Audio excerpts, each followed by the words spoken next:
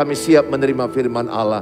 Yang siap sama-sama katakan, amin. Tepuk tangan yang meriah buat Tuhan Yesus. Please sit down. Welcome home GBI Pelita. Nice meet you again. Please join with our social media. Dan selalu follow baik TikTok, GBI Pelita, Instagram, Facebook, dan YouTube GBI Pelita. Demikian juga punya Bapak Gembala. Saudara diberkati ya. Saya selalu upload tiap hari ke TikTok dan Instagram, di Facebook. Selalu khotbah firman Allah. Seperti firman Tuhan hari ini akan diedit menjadi 30 detik, 40 detik, 1 menit. Saudara silakan follow dan share, like, and subscribe. Itu sangat penting. Saya sebagai pendeta wajib mempromosikan firman Allah. Karena firman Allah memberkati hidupmu. Firman Allah memberkati banyak orang ya.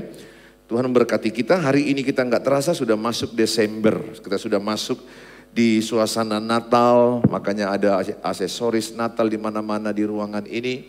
Kita dengan semangat untuk merayakannya. Dan pada bulan Desember kita memiliki hati yang sehat. Hati yang sehat itu ditandai dengan murah hati. Yaitu hati yang murah menolong, murah memberi, murah senyum, murah mengampuni. Saya rindu setiap saudara adalah memiliki pribadi yang sehat. Hati yang sehat. Hati yang sehat itu memiliki kemurahan. Mari kita belajar dari pribadi yang murah hati dari suratan Rasul Paulus kepada jemaat Galatia. Galatia pasal yang ke-6 ayat 1 sampai kepada ayat yang ke-10. Saya akan baca ayat 1, saudara akan baca ayat 2 sampai ayat 10 nanti sama-sama. Saudara-saudara, kalaupun seorang kedapatan melakukan suatu pelanggaran, maka kamu yang rohani harus memimpin orang itu ke jalan yang benar dalam roh lemah lembut. Sambil menjaga dirimu supaya kamu juga jangan kena pencobaan. Bertolong-tolonganlah menanggung bebanmu, demikianlah kamu memenuhi hukum Kristus. Sebab kalau seorang menyangka bahwa ia berarti, padahal ia sama sekali tidak berarti, ia menipu dirinya sendiri. Baiklah tiap-tiap orang menguji pekerjaannya sendiri. Maka ia boleh bermegah melihat keadaannya sendiri dan bukan melihat keadaan orang lain. Sebab tiap-tiap orang akan memikul tanggungannya sendiri. Dan baiklah dia yang menerima pengajaran dalam firman, membagi segala sesuatu yang ada padanya dengan orang yang memberikan pengajaran itu. Jangan sesat. Allah tidak membiarkan dirinya dipermainkan. Karena apa yang ditabur orang itu juga yang akan dituainya. Sebab barang siapa menabur dalam dagingnya, ia akan menuai kebinasaan dari dagingnya. Tetapi barang siapa menabur dalam roh, ia akan menuai hidup yang kekal dari roh itu. Janganlah kita jemu-jemu berbuat baik, karena apabila sudah datang waktunya kita akan menuai jika kita tidak menjadi lemah. Karena itu selama masih ada kesempatan bagi kita, marilah kita berbuat baik kepada semua orang, tetapi terutama kepada kawan-kawan seiman. Bagaimana kita bisa hidup berkemurahan hati untuk membantu orang-orang yang ada di sekitar kita? Yang pertama adalah dengan mengingat hukum Tuhan. Itu yang pertama. Yang pertama adalah dengan mengingat hukum Tuhan. Kita akan baca Galatia pasal yang ke-6 ayat yang kedua. Mari sama-sama kita baca Galatia 6 ayat yang kedua. 1, 2 ya. Bertolong-tolonganlah menanggung bebanmu, demikianlah kamu memenuhi hukum Kristus. Rasul Paulus dengan tegas mengajarkan supaya jemaat Galatia hidup tolong menolong. Kita bersyukur di daerah kita ini biasanya ada STM, Serikat Tolong Menolong. Sangat bagus, jadi sehingga ketika ada duka akan ada tolong menolong. Walaupun itu ada iurannya tentunya. Saudara, spirit orang yang memiliki hati yang sehat adalah orang yang mudah menolong orang lain. Oleh karena itu Paulus menegaskan kepada jemaat Galatia saling membantu, saling tolong menolong.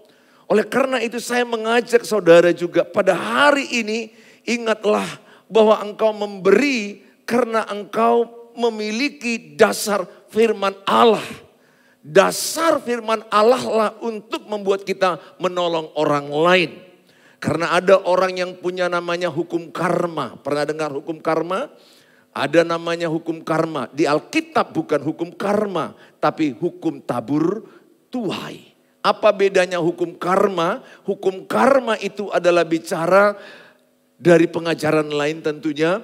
Yaitu kalau kau begini maka kau akan begini. Kalau engkau begitu, maka engkau akan begitu. Mekanismenya akan ada kata pasti. Kalau engkau begitu, engkau akan begitu. Jadi dia akan selalu ada hukum mekanismenya. Bahkan ada yang mempercayai reinkarnasi. Kalau engkau berbuat jahat katanya, nanti suatu waktu engkau bisa jadi hewan jenis ini. Masih ingat film Sung Gokong?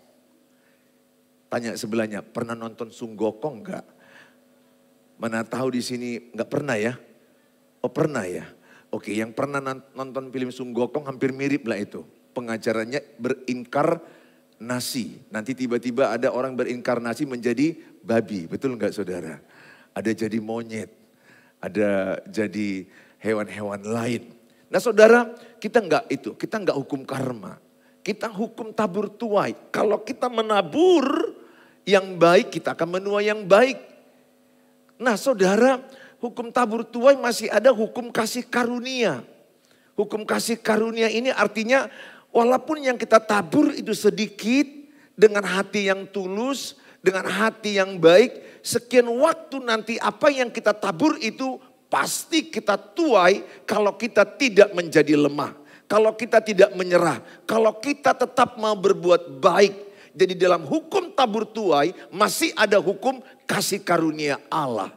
Allah masih bisa mengubah keadaanmu. Walaupun yang lalu mungkin pernah engkau menabur yang jahat, enggak otomatis ke depan nanti kau dapat yang jahat. Tuhan masih sanggup mengubah dengan kasih karunia-Nya. Nah sangat beda kita dengan hukum karma. Oleh karena itu kita diingatkan Tuhan hukum-hukum memberi. Dalam Matius 22 ayat 37 sampai 40 ini dua hukum. Inti Alkitab Kejadian sampai Wahyu hanya dua. Jadi adik-adik yang saya kasihi, mana tahu jarang baca Alkitab. Kan kalian paling suka kesimpulan khotbah, betul nggak saudara? Ya, makanya saya buat edit-edit khotbah 30 detik, 40 detik. Itu pun kadang-kadang nggak didengar semua, langsung di like. Ya puji Tuhan juga lah. Nah saudara, karena tahu ini Pak Pendeta Gembala Suheri Gultom ini Gembala GB Pelita. Udah tekan aja tanda like. Bukan gitu loh. Saudara harus dengar dulu. Nah saudara, mungkin saudara kurang tahu tentang Alkitab. Tapi saya mau katakan yang dua ini harus tahu. Karena yang dua ini inti Alkitab. Duanya inti iman Kristen. Kalau yang dua ini nggak boleh nggak tahu. Kelewat kalau nggak tahu. Saudara harus tahu. Yang dua ini kesimpulan loh. Kesimpulan dari Kejadian sampai Wahyu. Masa disimpulkan yang dua aja kita lupa. Nah, satu adalah dikatakan kasihilah Tuhan Allahmu dengan segenap hatimu. Dan dengan segenap jiwamu dan dengan segenap akal budimu. Bisa dibuka Matius 22 ayat 37 sampai kepada ayat yang ke-40. Jadi hukum yang pertama adalah mengasihi Tuhan Allah dengan segenap hati, dengan segenap jiwa, dengan segenap akal budi, dengan segenap kekuatan. Ayat yang ketiga inilah ayat 38, itulah yang disebut hukum yang pertama terutama. Ayat yang ke-39 dan hukum yang kedua yang sama dengan hukum yang pertama ialah kasihilah sesamamu manusia seperti dirimu sendiri. Ayat yang ke-40, pada kedua hukum inilah tergantung seluruh hukum Taurat dan kitab para nabi. Jadi dua ini saudara harus hafal, harus dihidupi. Yaitu yang pertama adalah mengasihi Tuhan Yesus segenap hatimu, segenap jiwamu, segenap akal budimu. Yang kedua adalah mengasihi sesamamu seperti engkau mengasihi dirimu sendiri. Inilah kesimpulan Alkitab dari kitab Kejadian sampai Wahyu. Oleh karena itu bukti orang mengasihi Tuhan vertikal, buktinya mengasihi sesama. Kalau ada orang berkata mengasihi Tuhan luar biasa, tapi dia benci kepada sesama luar biasa, 1 Yohanes 4 ayat 20 bilang pendusta. Jadi kalau ada saudara yang begitu rohani bahasanya, haleluya, puji Tuhan, begitu nampak, begitu rajin beribadah, baca Alkitab, tapi kalau masih benci dengan sesama, saya katakan saudara tidak benar mengasihi Tuhan. Benci itu 1 Yohanes 3:15 sama dengan pembunuh manusia. Oleh karena itu saya mengajak sama saudara, hukum memberi itu adalah hukumnya Tuhan. Saudara harus pegang dasar memberi itu, dasarnya adalah karena itu adalah perintah Tuhan. Jangan karena rame-rame kita mau memberi rame-rame. Ketika kita sendiri kita nggak mau memberi. Ketika ingin diposting, ketika ingin dilihat orang kita mau memberi. Sehingga dipost, masuk Instagram, masuk ke Facebook. Supaya dilihat orang. Foto dulu. Hilang berkatmu. Memberi yang benar adalah dengan memberi dengan tulus.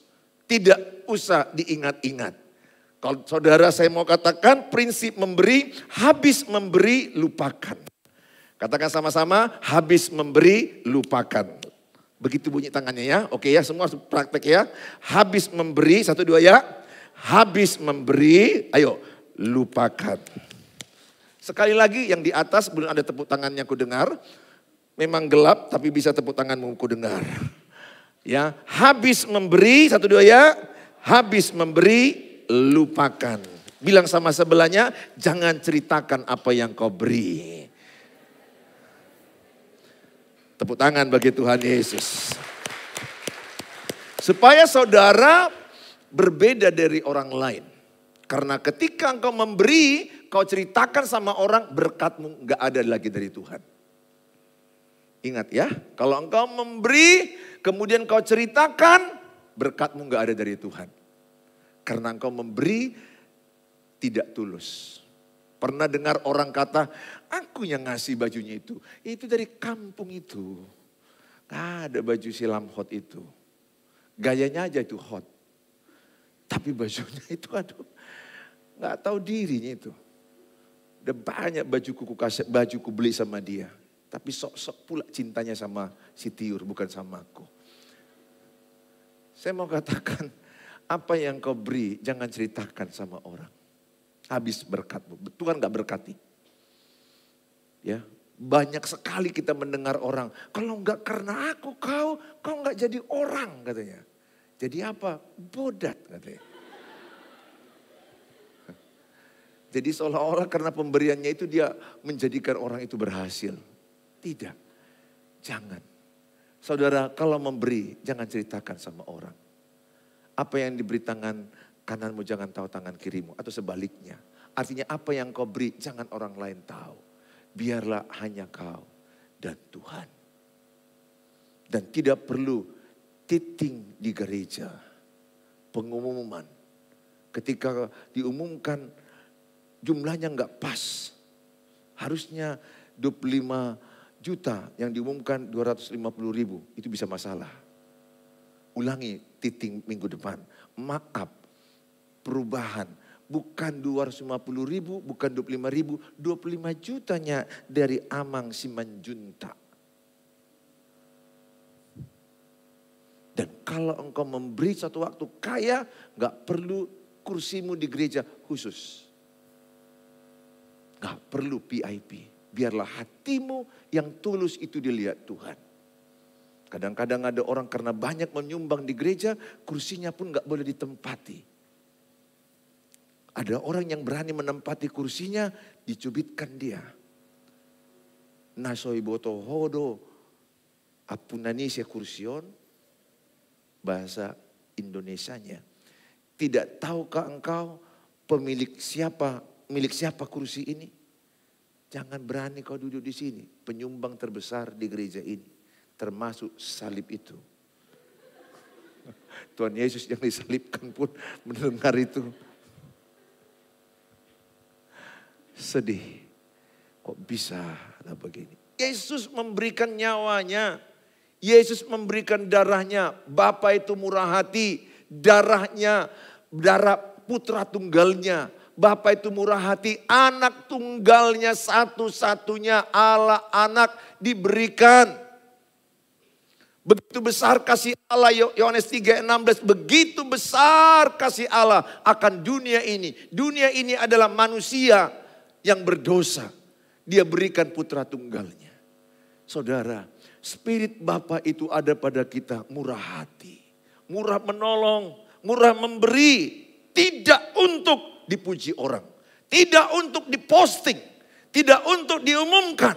Bila perlu, satu waktu engkau menjadi manajer, satu waktu kau doktoral, menjadi orang kaya, ingat khotbah ini. Bilang sama mereka, jangan buat namaku, NN buat, no name.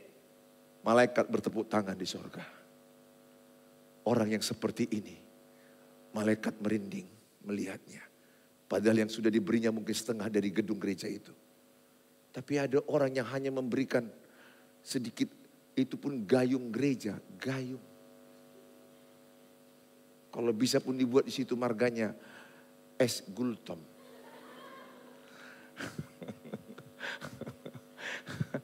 Waduh, please deh. Jangan jadi manusia-manusia yang ingin dikenal, berkatmu habis.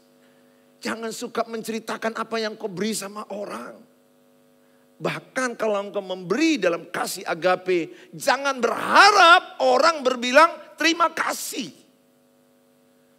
Jangan harapkan itu. Kalau engkau mengharapkan, tidak tulus. Karena akan ada orang yang saudara jumpai sesudah diberi, tidak mengucapkan terima kasih. Bahkan menyebalkan, bahkan berbuat jahat sama kita. Tetap berbuat baik, tetap berbuat baik. Tetap lakukan yang baik. Jangan stop berbuat baik karena pengalaman 1-2 orang yang menyakitimu. Karena pengalaman trauma-trauma di mana engkau memberi tapi enggak dihargai. Sehingga engkau mengambil kesimpulan enggak perlu lagi bagus.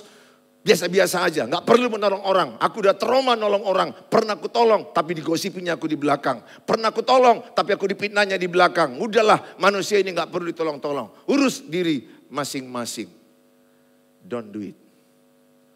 Jangan lakukan itu. Tetap berbuat baik. Udah banyak kebaikanku tapi tidak ada dihargainya. Tetap berbuat baik. Karena itu naturalmu sekarang. Karena engkau orang percaya. Karena engkau anak Bapa. Bukankah kalau kita anak Bapa di sorga ada DNA-nya? DNA-nya tentu kan DNA murah hati. Bapa di sorga kan murah hati. Kita anaknya. Dalam ilmu genetika pasti orang lahir DNA-nya sama. Ada DNA yang sama. Sifatnya Bapa yang murah hati ada padamu. Karena kau anak Bapa di sorga. Kalau dia anak iblis, DNA-nya apa? Pelit. Apalagi DNA-nya itu? Bohong.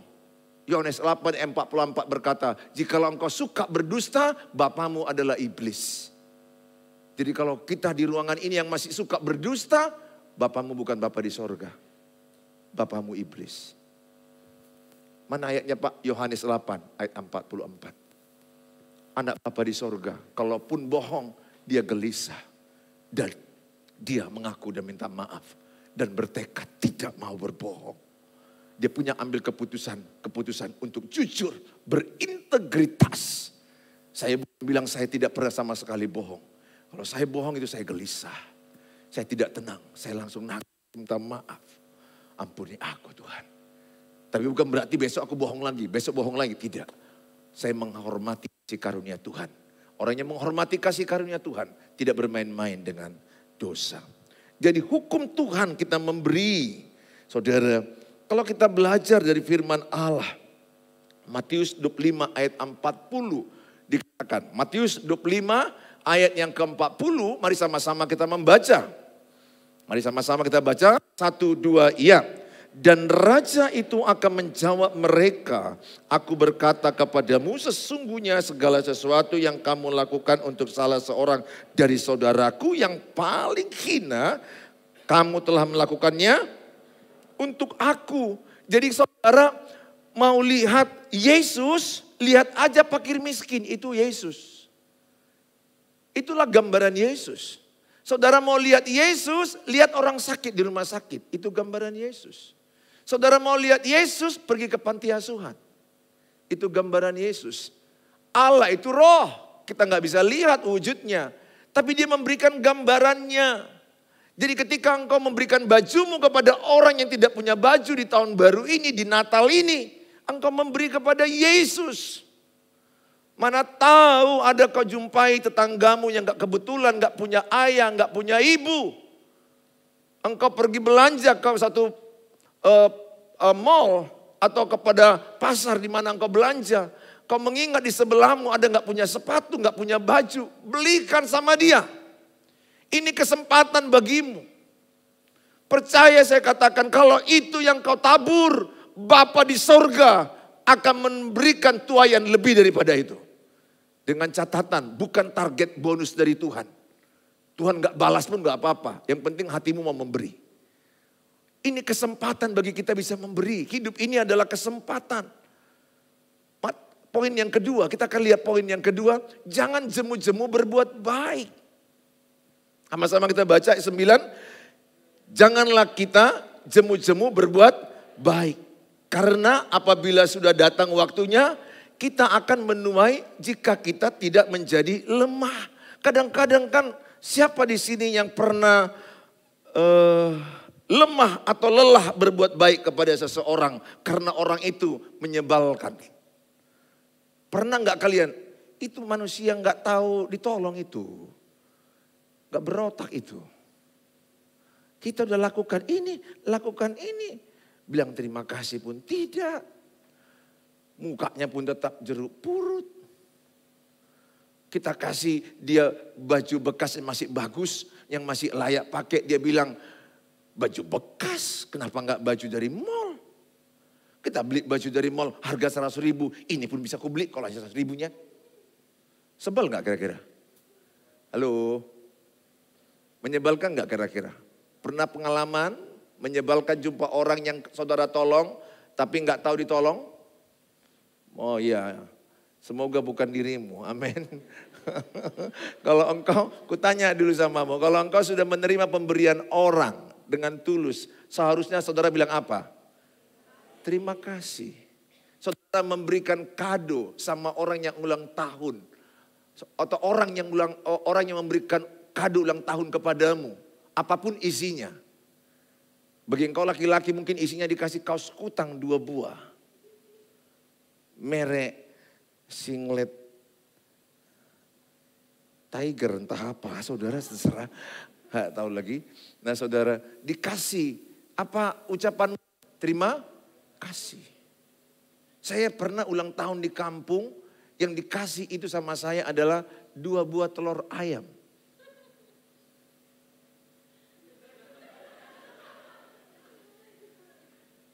Di kampung saya masih SMP waktu itu, SMP kelas 1, kelas 2, ulang tahun, panggil kawan-kawan SMP.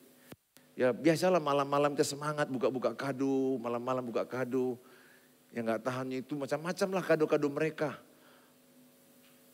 Tapi yang paling saya tidak lupakan adalah 2 telur ayam ini. Apa maksudnya ngasih ini saya pikir. Waduh, ini mungkin puding. Tapi besoknya aku puding dia setengah matang. Ya, dan akhirnya aku makan.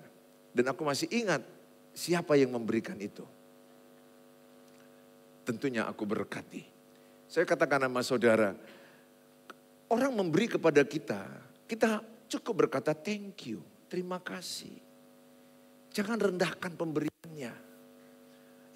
Kalau kau jumpa cowok yang sok kaya, yang ketika kau kasih dia kado ulang tahun, kemudian yang kau kasih itu mungkin katakanlah kaos kaki, kemudian dia agak meremehkan.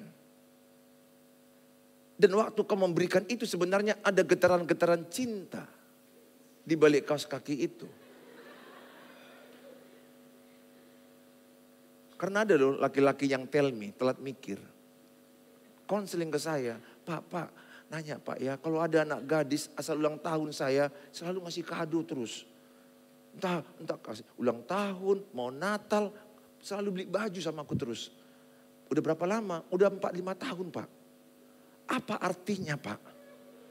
Aku bilang, kau memang manusia dodong.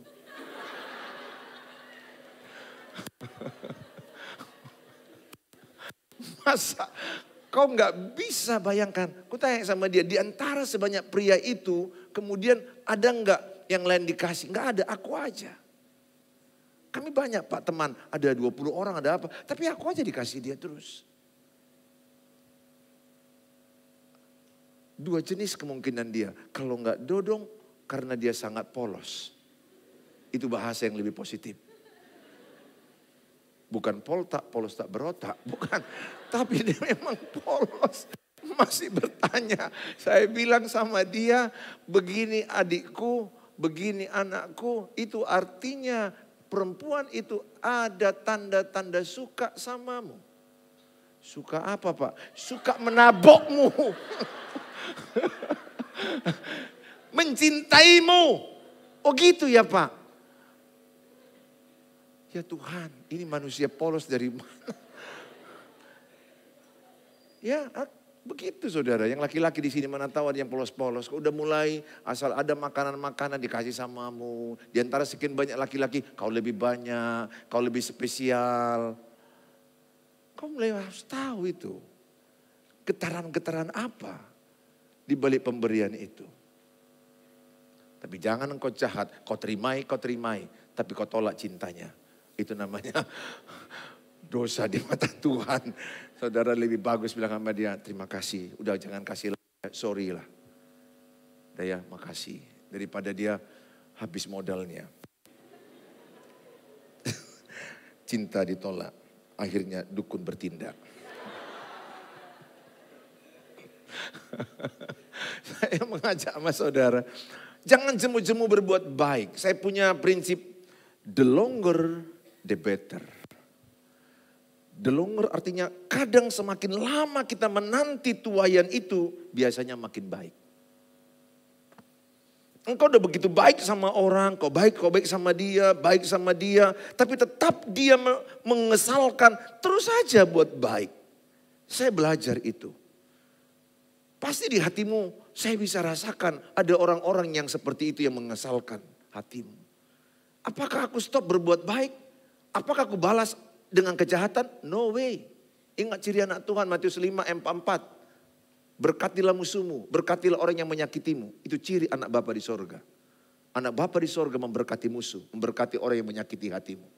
Tetap engkau berbuat baik, tapi makin ku buat baik, tapi makin dia mengecewakan, makin ku buat baik, sepertinya menjengkelkan, makin ku buat baik, sepertinya dia nggak tahu diri, aku udah nggak habis batas kebaikanku. Ada orang yang berkata, habis batas kebaikanku. Betul, akan habis batas kebaikanmu karena berasal dari dirimu. Tapi kalau dari Roh Kudus, kebaikan itu unlimited. Makanya berbuat baik karena Roh Kudus yang mendorongnya. Ingatlah, kemurahan hati itu adalah buah roh. Galatia 5 itu bicara buah daging dan buah roh. Kalau engkau menabur dalam daging, maka engkau dikatakan menuai kebinasaan. Engkau menabur dalam roh, pada ayat yang ke-6, Galatia 6 ayat yang ke-6 dikatakan, Galatia 6 ayat yang ke-6 dikatakan bahwa engkau akan menuai kebinasaan dalam daging. Kalau engkau menabur dalam roh, engkau akan menuai kehidupan. Maka dikatakan di sini, barang siapa menabur dalam dagingnya, ia akan menuai kebinasaan dari dagingnya. Tetapi barang siapa menabur dalam roh, ia akan menuai hidup yang kekal dari roh itu. Orang yang hidup dalam roh akan menabur kasih, akan menabur pengampunan, akan menabur murah hati. Saudara, orang yang menabur dalam daging akan menuai kepada kebinasaan. Bahkan saya mau ingatkan kepadamu sejak engkau mahasiswa, kelak engkau manajer, engkau orang hebat dimanapun. Ketika ada hamba Tuhan, ayat 6. Ayat 6, Galatia 6 ayat 6. Dan baiklah dia yang menerima pengajaran dalam firman.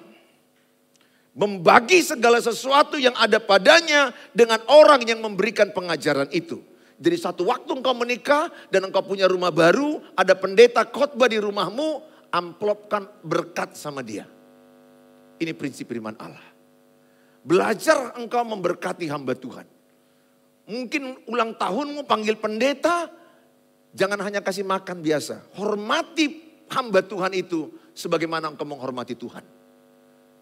Belajar, di kampung itu terasa. Hidup di kampung itu kalau pendeta datang ke rumah, pulang-pulang itu biasanya diamplopkan. Itu enggak asing, itu sikap yang benar. Mana tahu engkau lupa, saya ingatkan. Kelak engkau kaya, panggil pendeta resmikan rumah baru 2 miliar. 2 miliar, kau kasih 20.000. Saya pernah khotbah satu waktu ini, saya khotbah sering nggak ambil amplop, saya pulangkan. Saya sering lakukan itu. Tapi kadang-kadang kelewat. Yang hadir 200 orang. Saya naik taksi, pulang pergi. Buka amplop 20.000. Apakah saya merasa sia-sia khotbah saya? Tidak. Cuma ini orang nggak diajari itu, Galatia 6 ayat 6. Menghormati hamba Tuhan, menghormati firman Allah dengan menghargainya. Tentunya secara proporsional.